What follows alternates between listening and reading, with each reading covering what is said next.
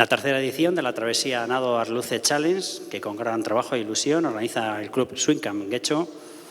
Lo decíamos el año pasado y lo repetimos esta travesía recupera la memoria de la que fue la travesía del Abra en los años 30 del siglo pasado.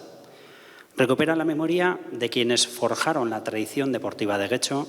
que nos han llevado a ser la mejor ciudad europea del deporte en 2014 y que en este mismo año nos están llevando a distintos clubs y en diversas modalidades a ascensos de categorías importantes y también a que miles de niñas y niños entren en esas canteras que serán en un futuro cercano quienes se conviertan en el máximo exponente del trabajo bien hecho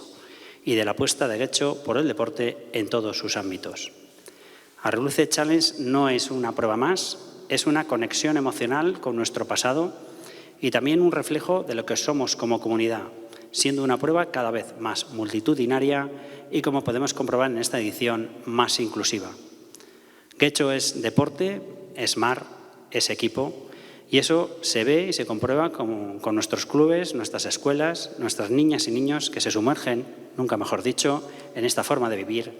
y de convivir. Gaurkoan, ekainaren 28an Arluce Challenge itsaserkaldia aurkezteko bildu gara posible egiten duzuonokin. Arluce Challenge hirugarrenez egitera goaz eta amets bat bezala hasi zena lan askoren ondorioz errealitate bihurtu dugu. Porque muchas veces lo importante no es el trabajo a realizar, sino el camino que nos lleva hasta allí y aquellos y aquellas que nos acompañan en el camino.